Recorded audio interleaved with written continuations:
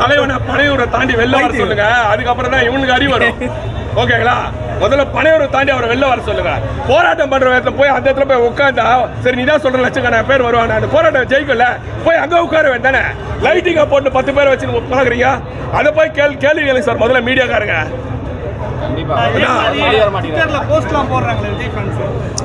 ஆமாஜி.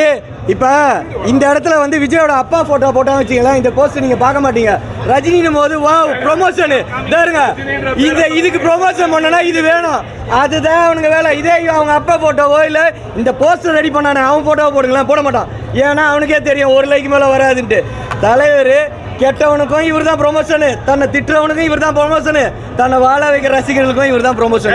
நீங்க முதல்ல மீடியாக்காரங்க ரஜினின்னு ஒருத்தன் பேரை சொன்னாக்கா உலகம் ஃபுல்லா ஒரு நிமிஷத்துல வந்து அவனை வந்து பெரிய ஆளாக்கி விட்டுறீங்களா? ரஜி ஒண்ணுமே தெரியாம இதுல இருப்பான், பாத்ரூம்ல இருப்பான். வெளியில வந்து ரஜினியை திட்டுவான், உலகம் ஃபுல்லா பரவிடுவான். அவன் நெகட்டிவிட்டா பேசி பேசி பேசி பரவுறாங்க. இது மாதிரி குரூப் இருக்குது. நாங்கெல்லாம் பார்த்து சலிச்சிட்டோம். எங்களுக்கு ஒரே மந்திரம் தான் ரஜினி சார். நான் சார் கேள்வி சொல்லிட்டேன் சார். படம் சூப்பர் டூப்பர் ஹிட் சார். 2000 கோடி பத்தி பேசுங்க சார். தலைவர் வந்து ஸ்கிரீன்ல வந்து எத்தனை தடவை பார்ப்போம் சார்? சார் 1000 crores ரொம்ப கம்மி சார். அதிகமா வைப்பாங்க சார். அதெல்லாம் நான் 1000 crores பதில் சொல்றேன். உங்களால ஒரிஜினல் எதை வந்து இது வரைக்கும் எதாவது பண்ண முடியுமா?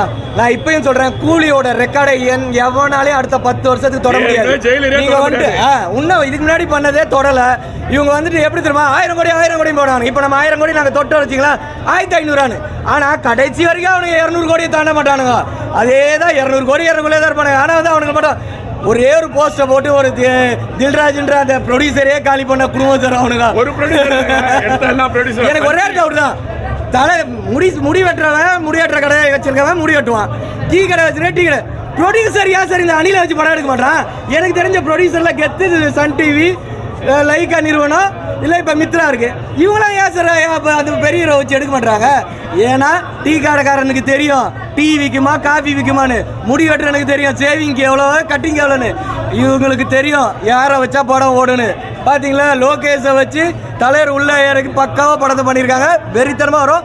டார்கெட் இந்த படமும் எவ்வளோ கவுண்ட்ன்றதை விட டார்கெட் இதை முதல்ல முடிவு பண்ணிக்கோங்க.